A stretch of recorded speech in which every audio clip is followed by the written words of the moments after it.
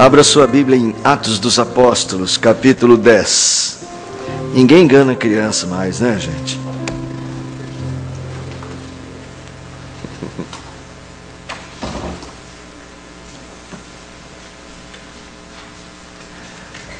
Atos dos Apóstolos, capítulo 10. O texto que nós vamos ler está lá no verso 44 até 48.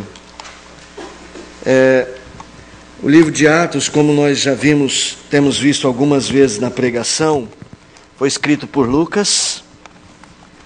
E Lucas tinha um objetivo: mostrar o progresso da igreja, aquela agenda: sereis minhas testemunhas na Judéia, na Galileia, Samaria e até os confins da terra. E Lucas está fazendo isso. Mas Lucas, embora o livro se chame Atos dos Apóstolos, talvez a sua personagem principal nem seja os apóstolos. O personagem principal é a própria igreja, mas antes da igreja, o próprio Espírito Santo. Porque esta agenda só seria cumprida porque o Espírito Santo haveria de descer sobre a igreja. Então, muito bem, disse o escritor Kuyper, que talvez o livro devesse se chamar Atos do Espírito Santo. E aqui nesse texto, o Espírito Santo vai fazer algo diferente. Até então, por exemplo, Pedro curou um homem no poder do Espírito Santo, que o Espírito Santo havia concedido a ele, e as pessoas falavam: "Oh!"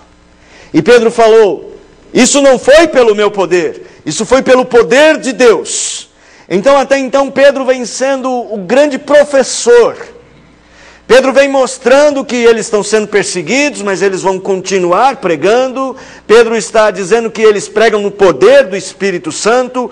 Pedro diz que a igreja está falando em línguas por causa do Espírito Santo.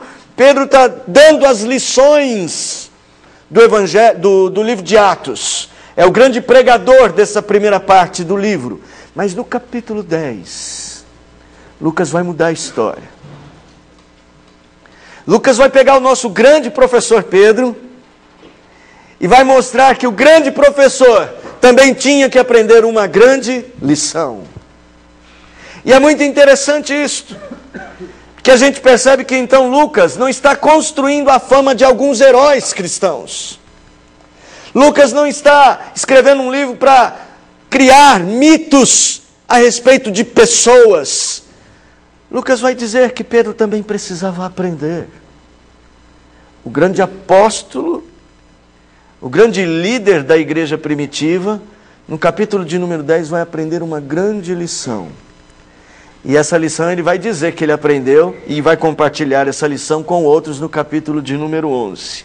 E qual é a grande lição que Pedro aprendeu? Talvez seja a nossa hoje. Como judeu, Pedro tinha uma dificuldade muito grande para se relacionar com quem não era judeu. Os gentios. Qualquer pessoa que não fosse judeu era do outro time para Pedro. Não só para Pedro, para a própria nação israelita. Estava enraizado na maneira dele pensar, gente. Irmãos, nós talvez não tenhamos uma percepção muito clara do que significa isso na Bíblia, mas para eles que viviam, isso era uma grande luta interior. Entender que o outro também pode ser filho de Deus. Entender que o outro também pode ser alcançado por Deus. Que não é alcançado por Deus só alguém no meu formato, ou alguém do jeito que eu acho que deve ser. Pedro vai aprender a lição de que nós temos que romper barreiras, porque Deus quer que rompamos barreiras para amar nossos irmãos na fé. Deus quebrou muitas barreiras nesse dia, ou pelo menos nestes dias, desta experiência de Pedro. E qual foi a experiência? Pedro teve uma visão, e na sua visão tinha um lençol cheio de animais que judeu não chegava nem perto, que eram considerados animais imundos. E Deus manda, o Espírito manda: toma e come. Pedro fala: de jeito nenhum. Eu nunca comi coisa imunda. Aí o Espírito repreende Pedro: não considere imundo aquilo que Deus santificou. Essa é uma das expressões mais sérias desse texto. Mas Deus não está falando de animais para Pedro.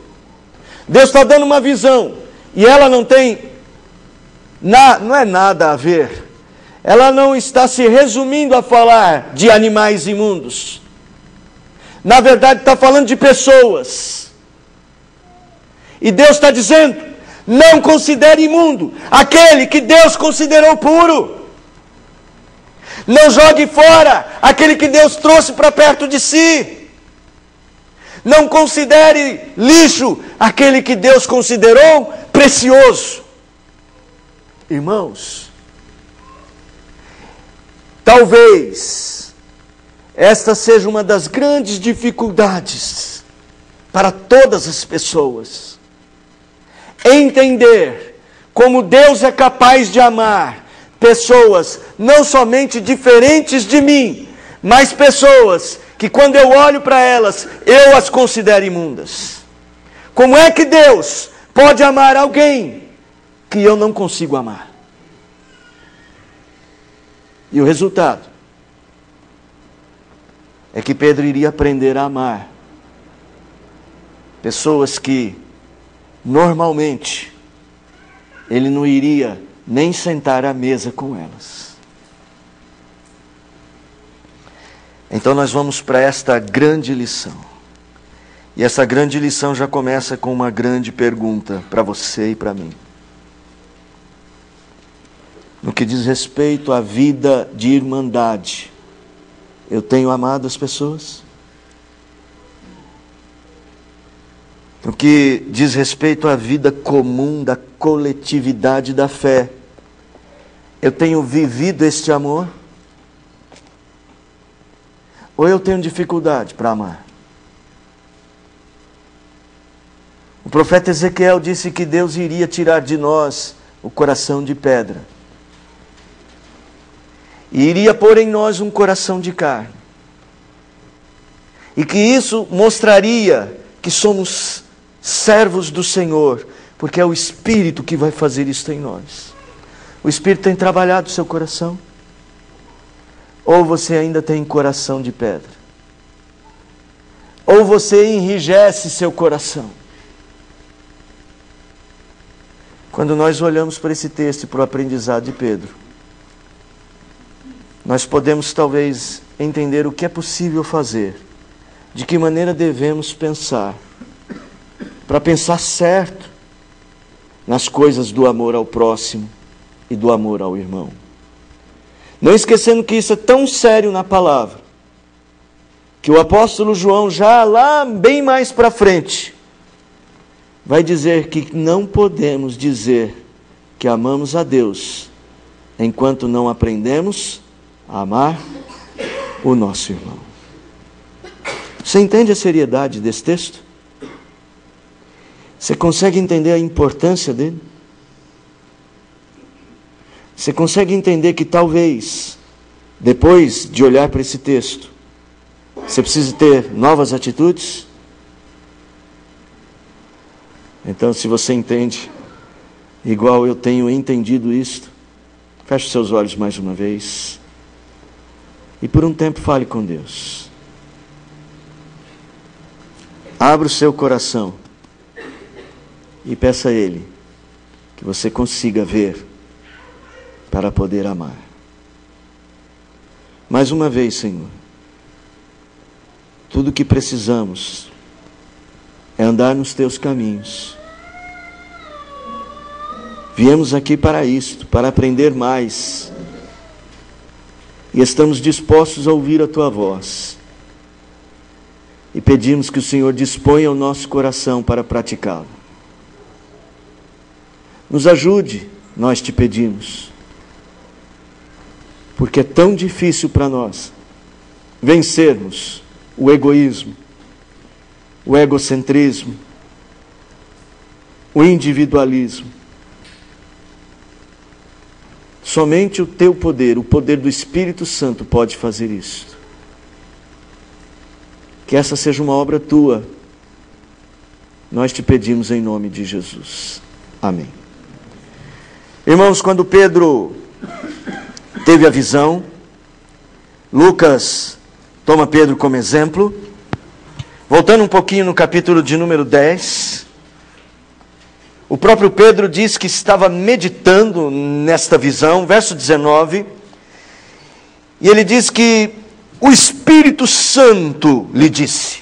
Então ele diz assim: enquanto meditava Pedro acerca da visão, disse-lhe o Espírito Santo: estão aí 2 homens que te procuram. Veja como é que Lucas constrói. Ele diz assim: o Espírito Santo estava guiando Pedro o tempo todo. Pedro teve essa visão, foi uma visão do Espírito Santo. O Espírito Santo vai e manda Pedro comer os animais. O Espírito Santo repreende Pedro. E o Espírito Santo agora vai dar nova direção à vida de Pedro. O Espírito Santo diz: estão aí 2 homens que te procuram. Homens que o próprio Espírito Santo tinha enviado. Quem eram esses homens? Eram servos de Cornélio.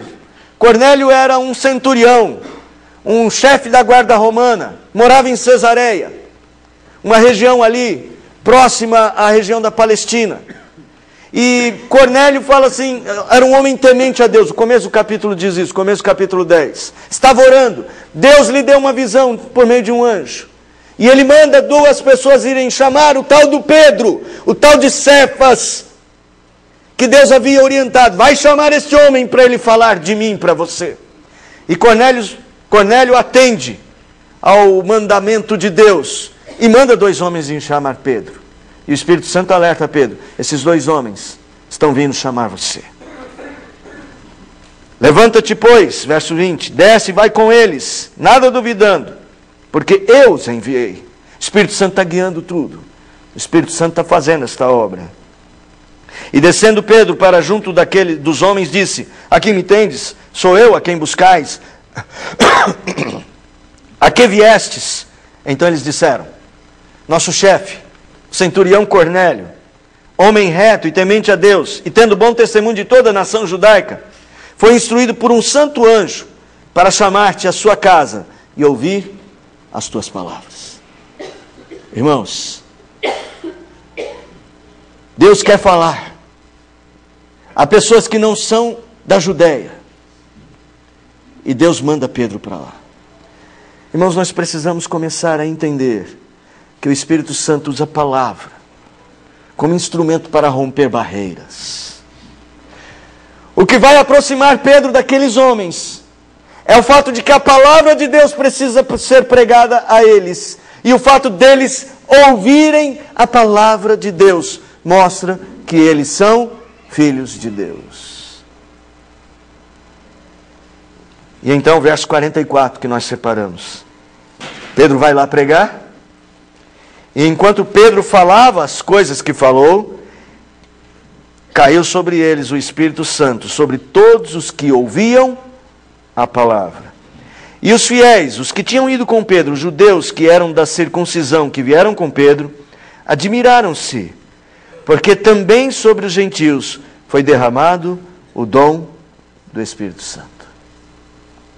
Meus irmãos, quando Lucas diz isto, isso tem um peso enorme.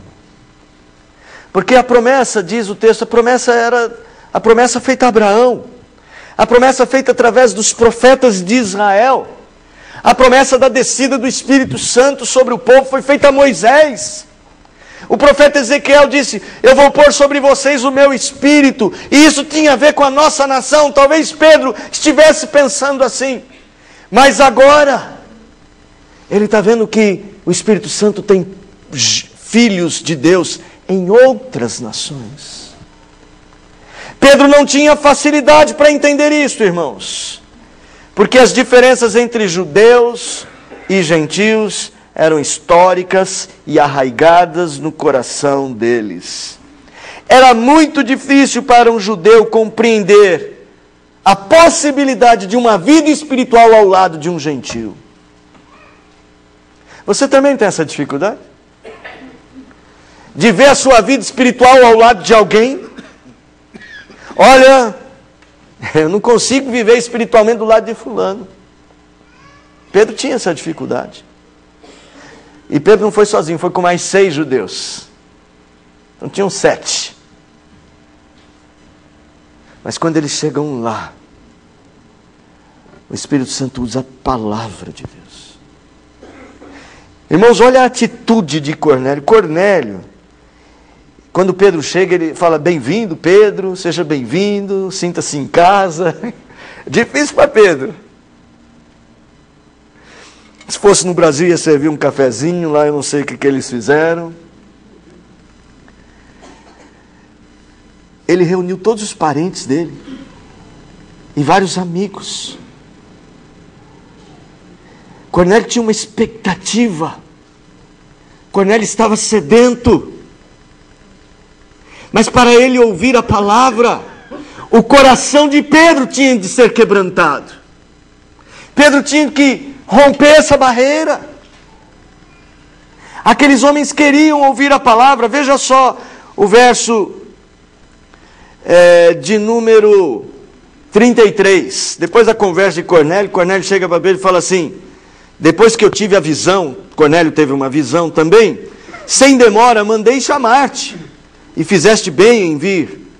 Agora, pois, estamos todos aqui na presença de Deus, prontos para ouvir tudo o que te foi ordenado da parte do Senhor. Este homem estava querendo a palavra, sedento, mas alguém tinha a missão de se aproximar dele, e era Pedro. Talvez você não imagine,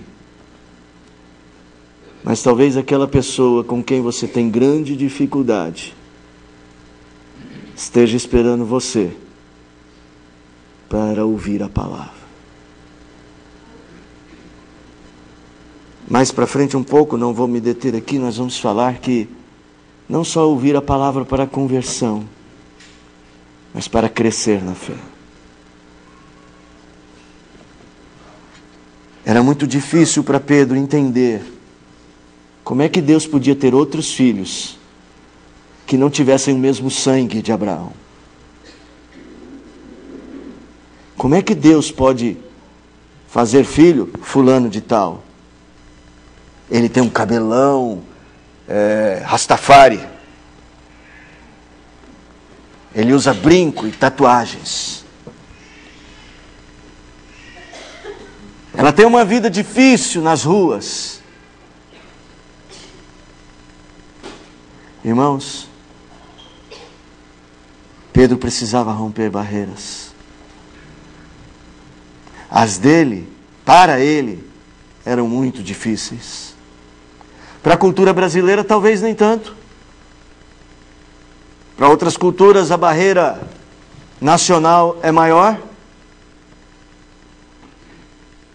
Imagine um cristão judeu tendo que evangelizar um alemão logo depois da guerra. Não é fácil. Imagine um soldado americano que depois é enviado como missionário para o Vietnã.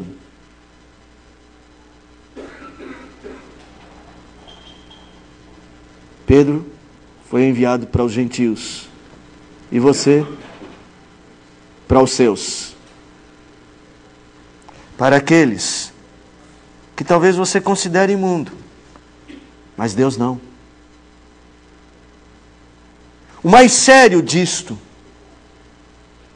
é que quando Pedro chega lá, ele fala que não somente Deus nos enviou para pregar, mas Deus deu para eles aquilo que havia dado para nós, e que faz de nós pessoas diferentes das outras. Isso quer dizer que também faz deles pessoas diferentes das outras, mas iguais a nós. Dá para entender isso? Que quando Pedro falava essas coisas, esse Espírito Santo, desculpa eu falar assim, talvez como é que eu vou dizer? Que maneira de ensinar. O Espírito Santo não contou nada para Pedro, vai lá e prega. O Espírito Santo podia ter falado, e eu vou dar a eles o mesmo dom. Não, a surpresa, o impacto, Descobrir que o outro, o que eu considerava imundo, é precioso para Deus.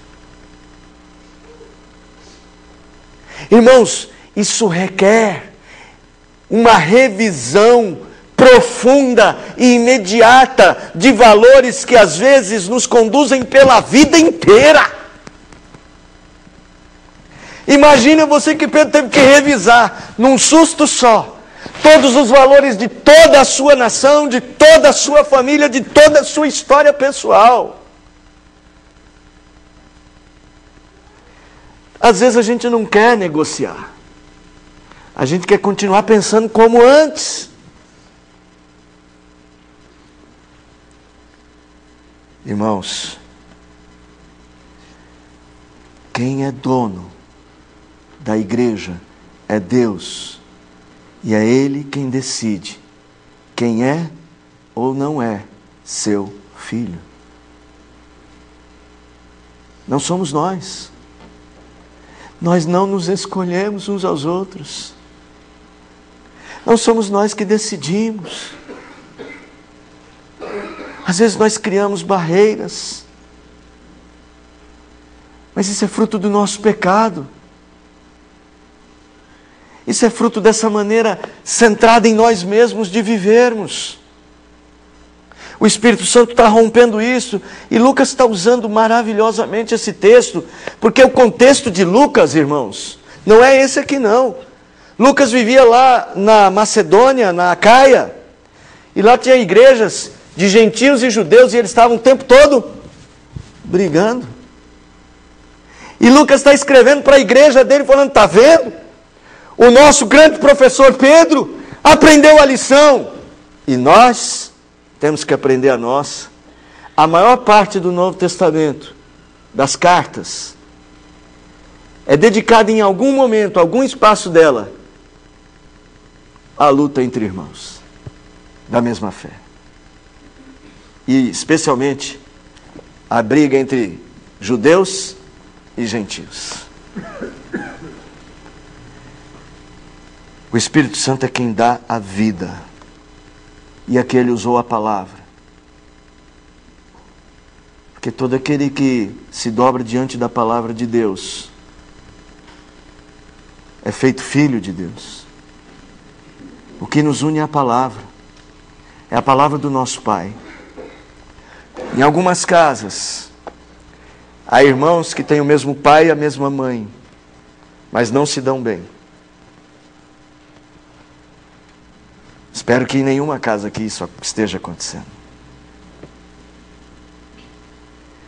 Porque isso não é bom. Parece que na casa do Pai Celeste também acontece assim às vezes. Mas isso não é bom. O nosso Pai diz que a marca que nós devemos carregar como filhos dele é que nós amamos uns aos outros.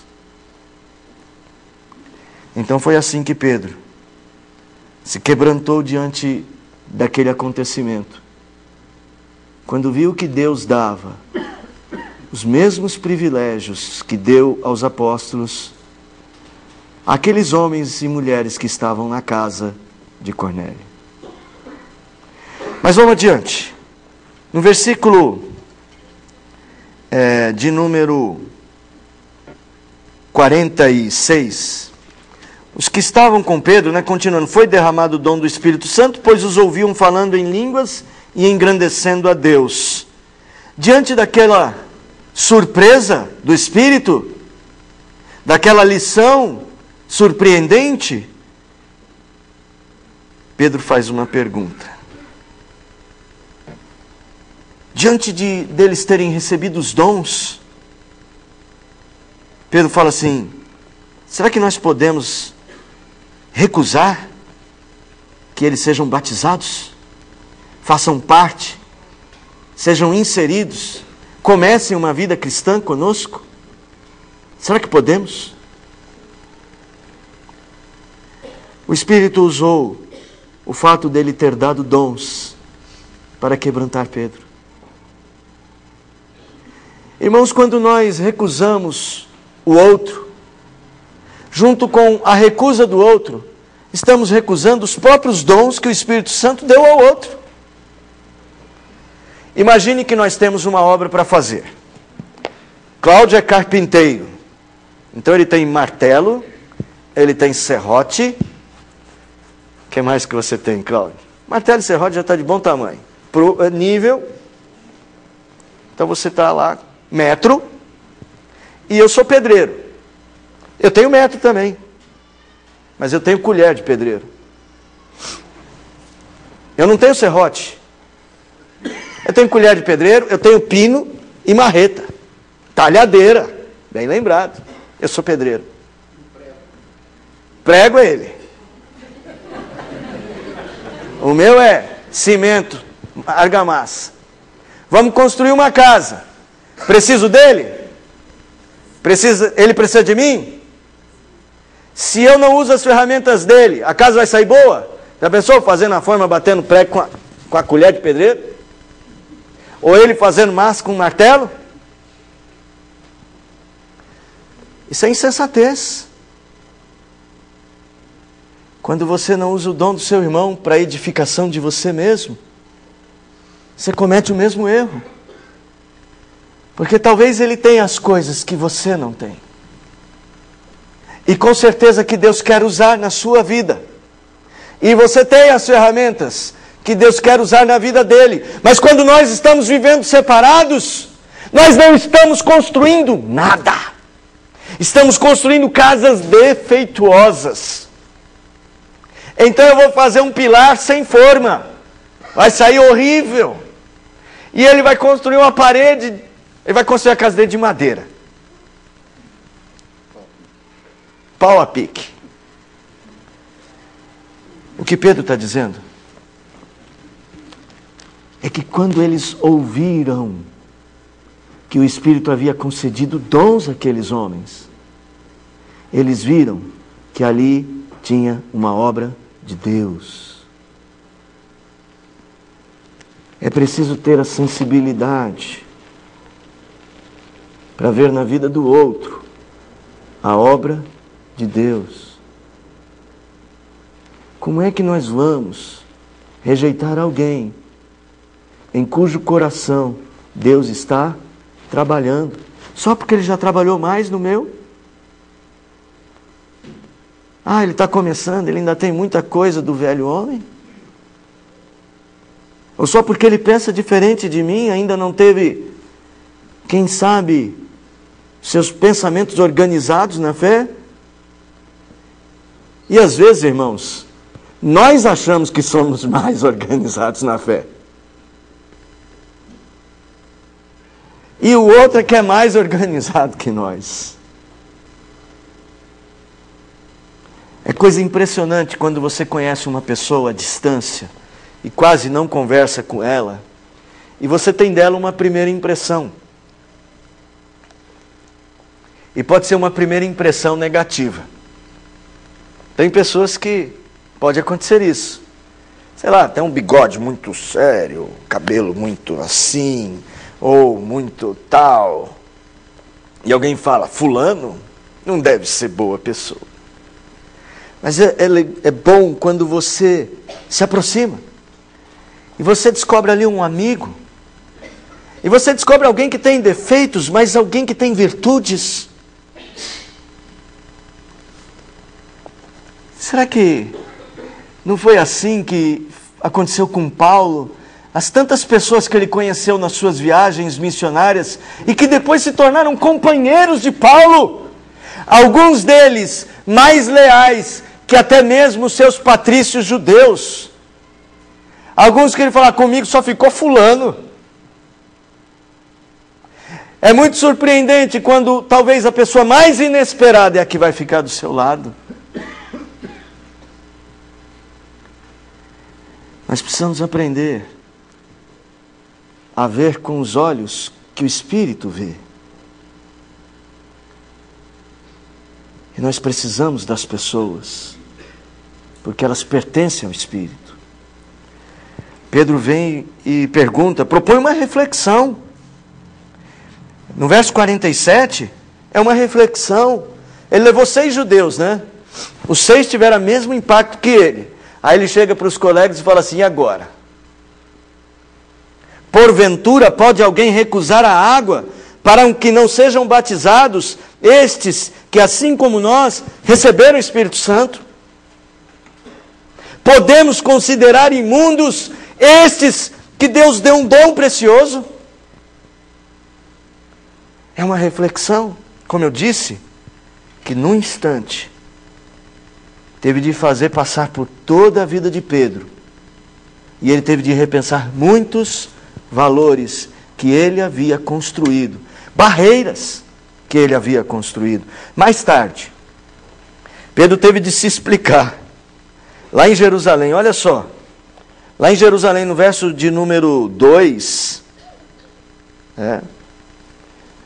do capítulo 11, perdão, quando Pedro subiu a Jerusalém, os que eram da circuncisão foram perguntar para ele: vem cá, você ficou com aqueles gentios lá? A explicação de Pedro está no verso 15, ligado a esse momento. Quando, porém, comecei a falar, o Espírito Santo caiu sobre eles, como também sobre nós no princípio.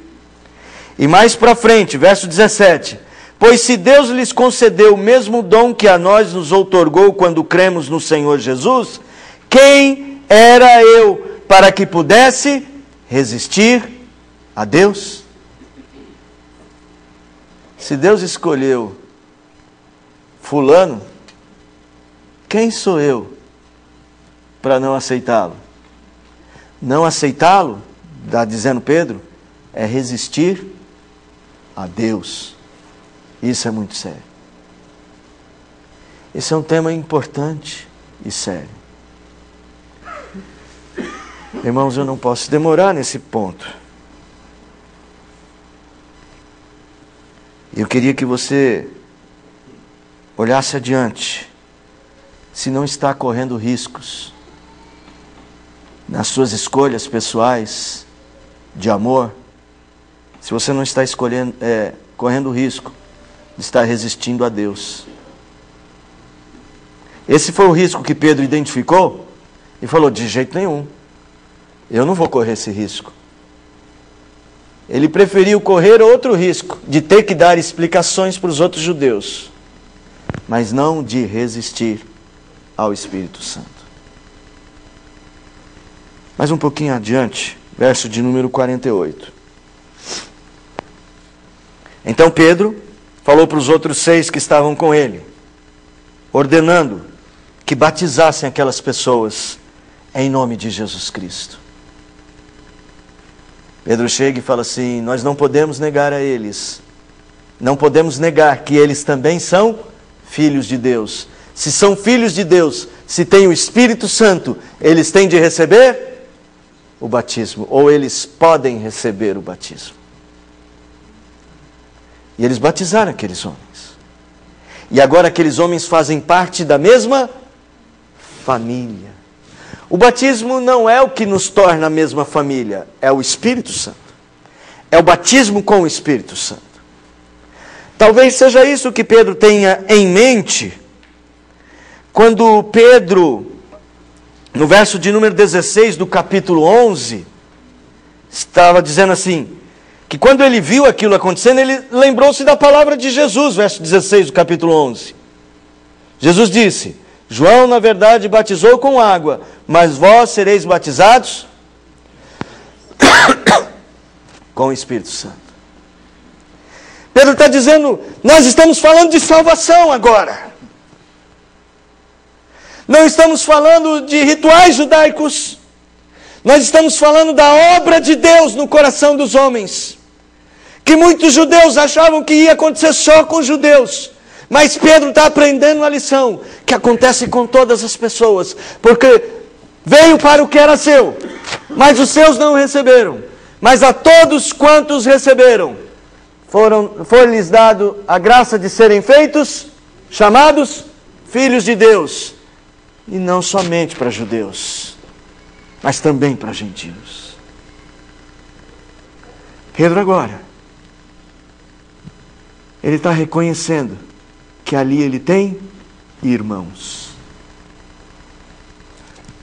Eu recebi a visita do meu irmão nessas últimas semanas. E que saudade que eu tenho do meu irmão. Ele mora longe, a gente não pode se ver. Mas hoje os meios de comunicação diminuem um pouco a nossa distância. Mas como é difícil viver longe de um irmão. E às vezes a gente tem os irmãos, mas não tem comunhão com eles. E quando o meu irmão chega, é gostoso que a gente pode brincar, contar as nossas histórias, se abraçar. Irmãos, Pedro agora descobriu que tinha irmãos. Irmãos que ele antes tinha dificuldade com eles, mas que agora não. Agora Pedro venceu essa barreira da dificuldade. E Pedro agora tem que dar um jeito, porque assim tem coisas que não acontecem de uma hora para outra. Talvez tenha tido aquele abraço em Cornélio, um abraço assim meio amarelo, sabe? Seja bem-vindo. Não foi abraço de brasileiro. Está começando um relacionamento. Olha o que a palavra diz. Então lhe pediram que permanecesse com eles por alguns dias. Aquela comunhão precisava de tempo para crescer. O Espírito Santo usa a nossa comunhão para romper as nossas barreiras.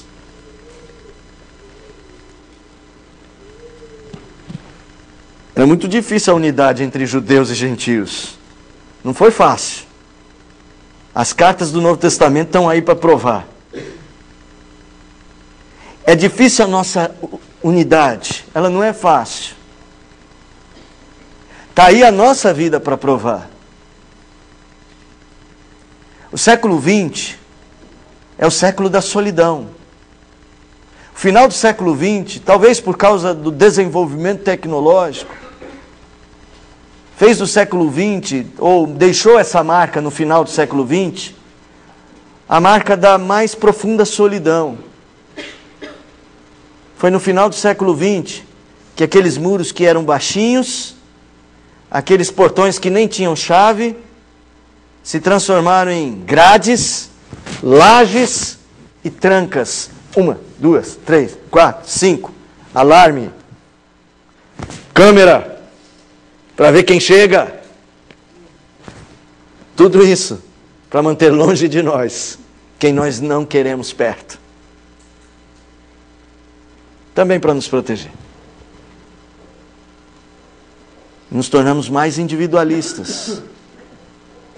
Veja como nós, atualmente, temos um rol de amigos cada vez mais reduzidos. Para Pedro não foi fácil aquele tipo de amizade. Era fácil ter amizade com os outros judeus. Falavam a mesma língua, tinham a mesma maneira de pensar, tinham até os mesmos costumes. E os homens eram todos circuncidados. Os judeus não, os gregos não. Tinham outros costumes. As festas deles não eram iguais às festas dos judeus. O sotaque deles era diferente. Talvez eles tivessem um grego arrastado, ou um grego rápido demais. Tivessem outras preferências, gosto por literatura. O judeu gostava de ver milagre, coisa extraordinária. O grego gostava de aprender. É difícil conviver com quem é tão diferente. É por isso que eles precisavam de tempo, de andar juntos. Por isso, eu destaco desse verso duas coisas. Que eles são batizados e se tornam parte da família, oficialmente. Mas agora eles vão celebrar juntos por alguns dias. Pedro vai ser cobrado dos outros judeus, quando ele volta lá para Jerusalém, verso 2 e 3. Quando Pedro subiu a Jerusalém, os que eram da circuncisão o arguíram, dizendo: entraste em casa de homens incircuncisos, comestes com eles. Os outros judeus iam falar, se você comeu com incircunciso, eu não quero tocar. A pergunta deles era para, se Pedro estava impuro, eles não iam tocar em Pedro. Aí Pedro foi explicar, aí já lemos parte da explicação. Não foi fácil para Pedro. O apóstolo Paulo, escrevendo aos crentes da Galácia, se você puder abrir a sua Bíblia aí em Gálatas, na carta aos Gálatas, o apóstolo Paulo vai dizer assim, olha, teve um momento que eu tive que confrontar Pedro. Capítulo 2, verso 11. Diz que Pedro foi visitar outro grupo de gregos, de gentios, lá em Antioquia. Quando, porém, Cefas veio a Antioquia, resisti-lhe face a face, porque se tornara repreensível. Com efeito, antes de chegarem alguns da parte de Tiago, os outros judeus, ele comia com os gentios. Por fim, quando os outros judeus chegaram, veio apartar-se, temendo o julgamento daqueles que eram da circuncisão. Eu entendo, Pedro. Eu só não entendo, porque ainda hoje a gente evita a comunhão.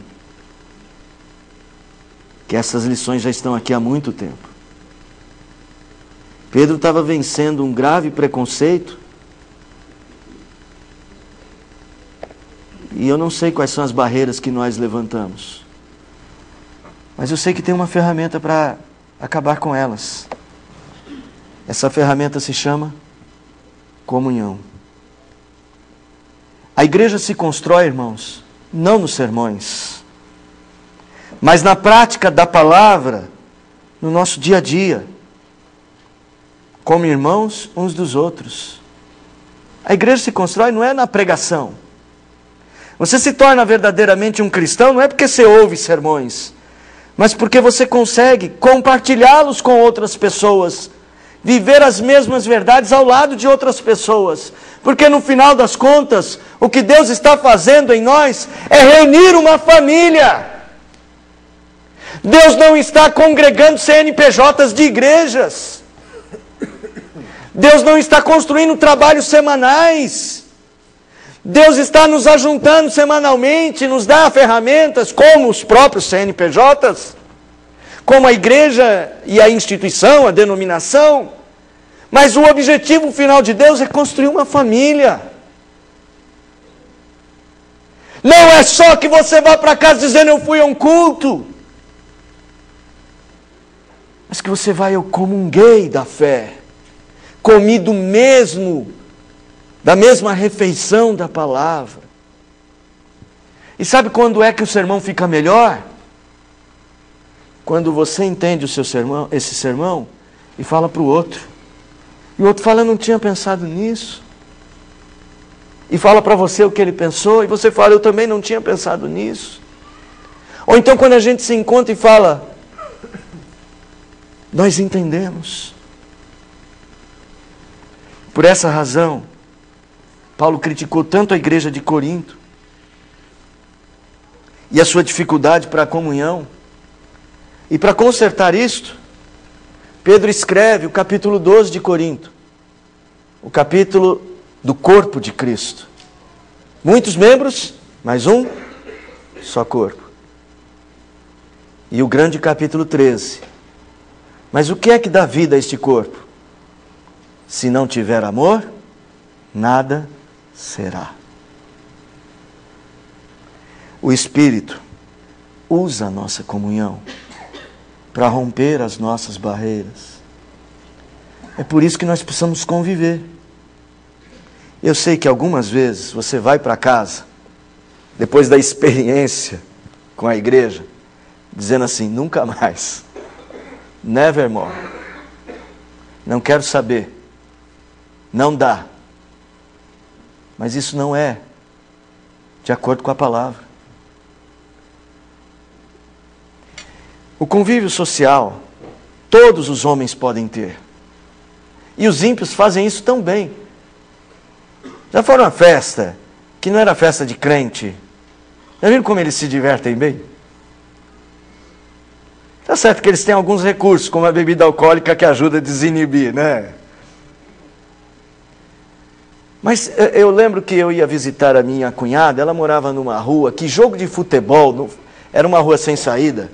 E eu não sei o que eles faziam, juntavam todo mundo para assistir jogo de futebol junto, devia ser todo mundo do mesmo time lá. Deve ser esse time da maioria aí. Churrasco no meio da rua, falando mal do técnico, dos jogadores, do país, mas felizes. Convívio social tem regras sociais. E elas, em geral, são baseadas nas preferências do coração. Eles se juntam porque são amigos, têm a mesma preferência, talvez o mesmo time, ou a mesma preferência pelo tipo de diversão, o tipo de música, o tipo de esporte. Comunhão não segue regras humanas. Não são por preferências do meu coração. Seguem as regras de Deus. É por isso que ela é mais difícil. Porque para seguir essas regras, lembra o que Ezequiel disse no texto que nós lemos? Tirarei de vós o coração de pedra, e darei um coração de carne, e farei vocês andarem nas minhas regras. Deus tem que ensinar. Mas tem coisa que a gente só aprende fazendo.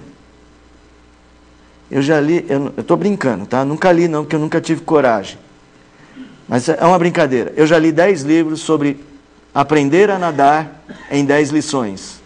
Mas ainda não aprendi. Porque para aprender a nadar, gente, só tem um jeito. Entrando na água. Mas eu tenho pavor dela. E nós aprendemos a viver juntos, vivendo juntos. Nós aprendemos a amar o irmão, se expondo. E eu preciso concluir dizendo: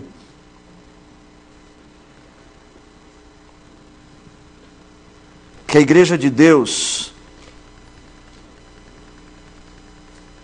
a igreja que Deus vai usar neste mundo, a igreja que vai ser a luz de Deus nesse mundo, é aquela que estiver disposta a pagar o preço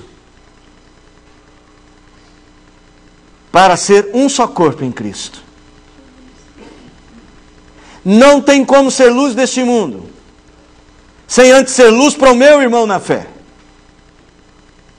Essa é uma luz corrompida que não existe. É a igreja que vai buscar pessoas não para serem frequentadoras. Ela vai buscar pessoas lá no mundo para serem parte da família.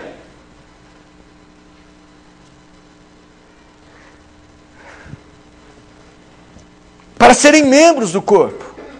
Nós não evangelizamos pessoas para que elas venham encher o banco da igreja, mas para que elas venham ser da nossa família. Por isso é tão importante que você tenha tempo para a comunhão. Traga seu filho para construir amizades no corpo de Cristo. É importante que você abrace o visitante. Que você o receba como alguém que você quer que viva a sua fé como seu irmão.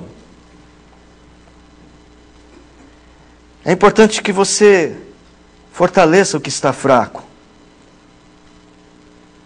O Espírito Santo é quem está por detrás desta igreja, como esteve por detrás da igreja primitiva. Quero que você se desperte para ser menos individualista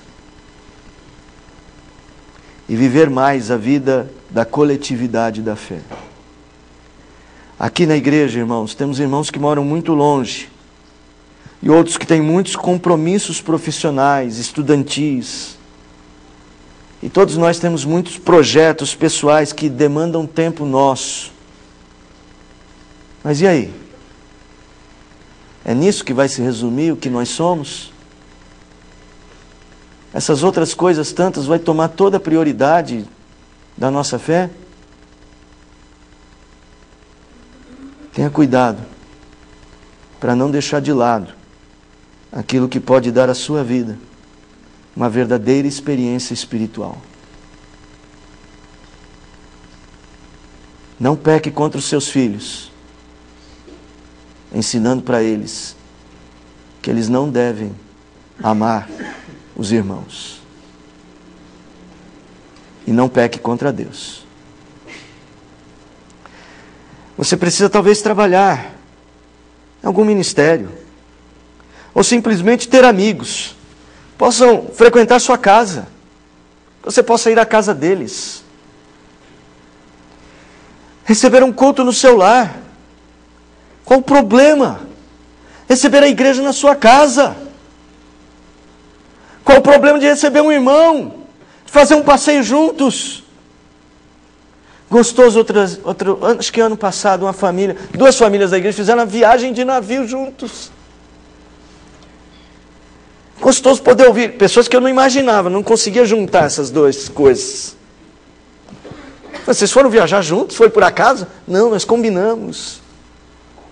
Estas coisas aumentam a nossa espiritualidade.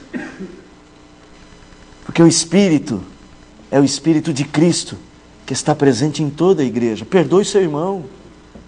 Não demore para perdoá-lo. Não demore para entender as razões dele. Não demore para abraçá-lo, para recebê-lo. Não resista a Deus. Seremos cobrados por Deus.